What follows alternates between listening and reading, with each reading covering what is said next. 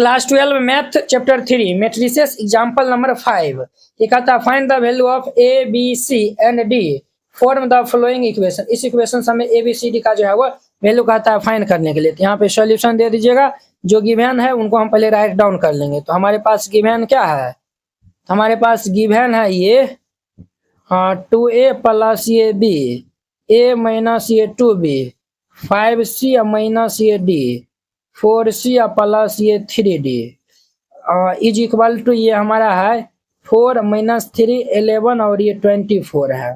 तो देखिए ये भी 2/2 ये भी 2/2 दोनों का ऑर्डर सेम है। जब दोनों का जो है ऑर्डर सेम है इनके कॉरस्पॉन्डिंग एलिमेंट को हम इक्वल कर देंगे तो ये हमारा क्या होगा 2a प्लस ये b बराबर ये हो जाएगा 4। इनका नाम इक्वेशन फर्स्ट दे दीजिए और ये a माइनस ये 2b is equal to minus 3 हो जाएगा। इनका नाम इक्वेशन सेकेंड दे दीजिए। क्लियर। अब देखिए ये हो गया।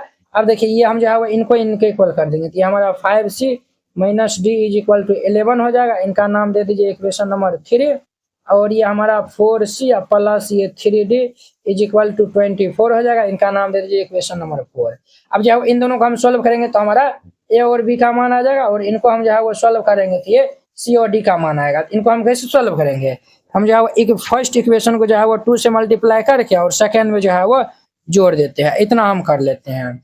इनको हम 2 से मल्टीप्लाई कर लेंगे तो 2 जो है वो कितना हो जाएगा 4a प्लस ये हमारा 2b इज इक्वल टू 2 4 जा 8। ये हमारा क्या है a माइनस ये 2b is equal to minus 3 है। अब ध्यान दीजिए बुआ ये हमारा क्या होगा कैंसिल हो जाएगा 4 1 ये 4a प्लस ये कितना होगा 5a is equal to 8 minus 3 ये हमारा कितना होगा 5। ये और ये कैंसिल है देयरफॉर ये a का मान हमारा कितना आएगा 1। अब ये a का मान हम पहला दूसरा कोनम में रखेंगे तो b का मान आ जाएगा। यहाँ पे लिख देना है putting the value of a in equation first. एम हम जो है वो रखेंगे तो ये 2a प्लस b बराबर 4 है। ये 2a प्लस ये b इज इक्वल टू 4 है। a का मान 1 है, ये हमारा 2 इंटू में 1 plus b is equal to 4। Clear.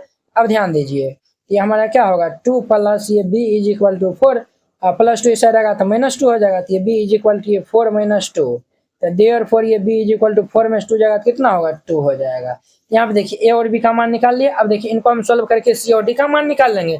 इनको हम कैसे मल्टीप्लाई, अगर हम इनको 3 से मल्टीप्लाई करके इन दोनों को ऐड कर देंगे तो हमारा 3d हो जाएगा। चलिए यहाँ पे जो है वो थर्ड इक्वेशन को हम 3 से मल्टीप्लाई करके और 4 इक्वेशन में हम ऐड कर देंगे।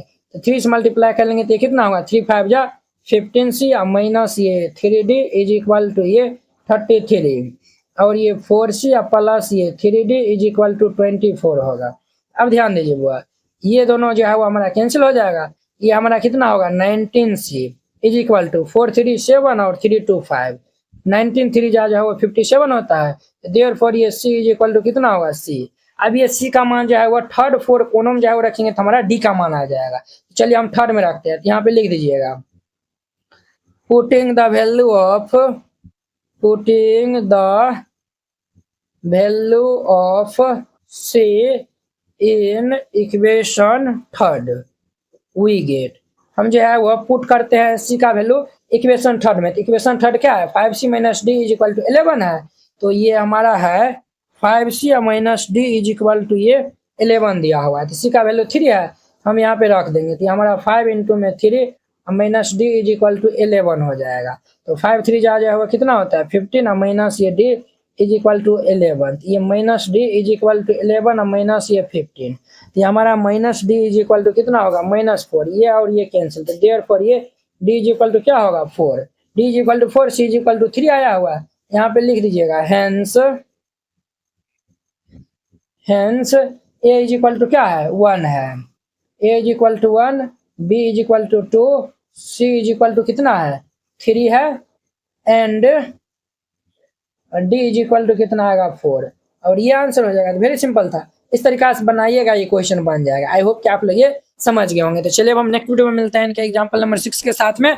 अगर यह वीडियो आप लोग को अच्छा लगा होगा तो लाइक कमेंट एंड अपने दोस्तों के बीच में शेयर कीजिएगा। अगर आप चैनल पे नए आए हुए हैं तो चैनल को सब्सक्राइब कर लीजिए। तो चलिए अब हम नेक्स्ट वीडियो में मिलते हैं। जय हिंद।